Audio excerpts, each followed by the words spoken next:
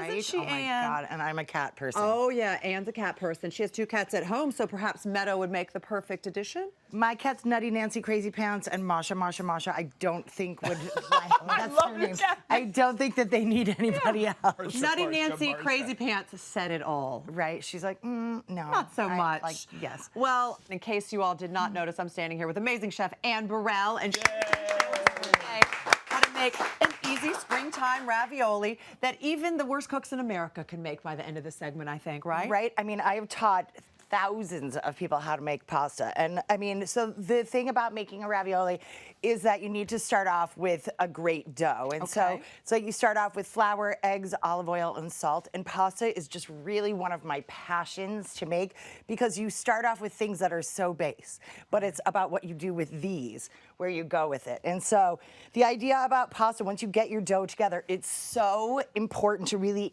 knead it. You need and really put your weight behind it. And like mount your dough. Well, while you do that, I'd like to invite Cameron and Elsie and Ken to eat because they're being so polite. Okay. They haven't. Did you see how quiet we were? We were enjoying. We You were were waiting. watching me mount my dough. Now, right? isn't it usually you don't want to work it too much because it releases the gluten? Is that usually a bad thing? You know what? We're really trying to develop the G word, the gluten. Okay. Like you have to, because what that does is sets the beautiful texture of your pasta. You want a toothsome noodle. No, that's true. Toothsome. So you get your weight behind it. Now, how long will we do this? So it's not about time. It's about how you Smoothness. feel the dough. It should feel like as supple as your face. Oh, that's wonderful. And so then you feel the dough get really nice and tight. And summer's coming, which means sleeveless dresses, which means great for the triceps. right? There you go. Exactly. You're Win-win. always thinking about Fashion and Elsie. function and food. So once you feel it nice and tight, and it's like you can poke it and you see it kind of spring Interesting, right it back, bounces back. then you wrap it in plastic and you let it rest. Now feel this. Like, so the gluten, that because feels what so we're good. doing is stretching the gluten. Oh, my goodness. And then Okay. you get it, and then it's kind of like, I don't like to be this new long length. But once you let it relax, it gets really nice and supple and like this. How long does it have to relax? So an hour is like very good. If you're in a hurry, you can do it less than that. But you could do this yesterday. Okay. So- All right, does it have to sit in the fridge, though? If you make it yesterday, Yes. yes. Okay. If you are using it today, absolutely not. All right, and then we roll it out. And I know that, old school, old ladies in Italy, just like you said, will use the rolling pin, but you say, get a pasta roller. I mean, yes, you can use a rolling pin. It will take you a long time, and to get it, like, it just is, it's much easier to spend the $50 and get, like, either, yes, the Atlas one or the KitchenAid That attaches. attached it right to your mixer. I mean, Okay. you can ask for your birthday or Christmas or something. right. Right. And so And then Mother's Day's coming up. Right. That's a perfect gift. Great gift. So then once you have your sheets, we take a little bit of the glue, which is just water. Okay. And so this we do on the bottom half of the pasta. Why just the bottom? You'll see.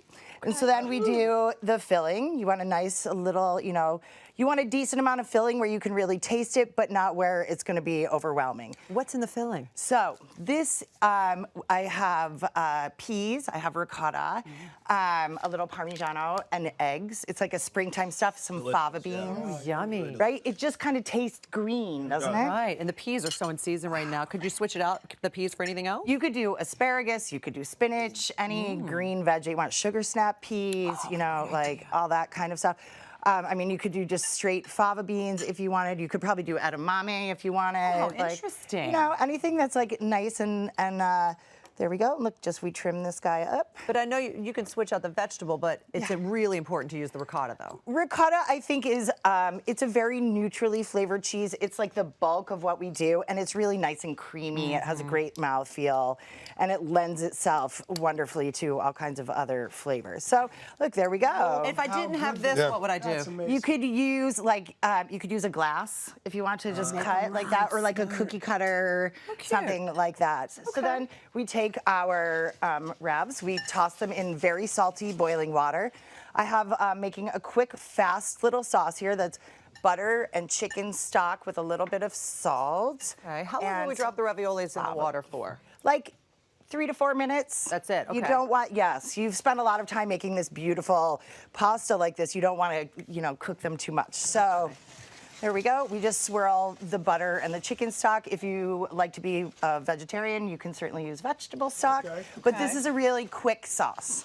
So then we have our pasta. That's and we ready to take go. it- Let me get the plates. Oh my I goodness. know, it's so much going on here. It doesn't, isn't it? Like, that's, I want to point out the fact the new season of Worst Cooks in America Celebrity Edition is off and running and been some great moments already, but I got to say, maybe takes the cake. We were talking about it a little bit earlier. Morgan Fairchild, I mean. trying to make mashed potatoes.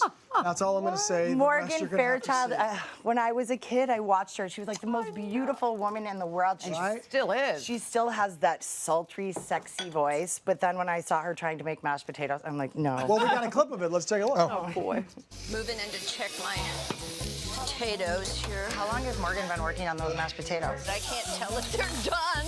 If you try to stick a fork in it and it's still hard, they're not done. It's going in a little bit. All right, well then they're partway done. Like, oh, Morgan. You know, we just say, bless her heart. Goodness. You know, we're not all good at everything. Right? Is it because people are afraid, which make them bad, or they just get so overwhelmed by everything? I think that there's just people that just haven't spent time cooking. And Right. so it's not that they're afraid or they're bad at it. It's just they haven't learned how to do it. So, and then it's like, it's like when you go and start doing something that you've never ever done before, everything is scary and it's hard. And with the and- cameras on you like that, you guys haven't tasted There's a this. learning You're gonna curve. absolutely love it, Deb. So you put some more of that so Parmesan a on. little parm on the top, right? Some fava beans, so like nice and green. Oh, Ann Burrell, I love you. Thank you so much. It's always so Enjoy. fun to come here. There's just so much love to be had around Well, here. as always, though, Here, full let me finish recipe you will be up. at hallmarkchannel.com.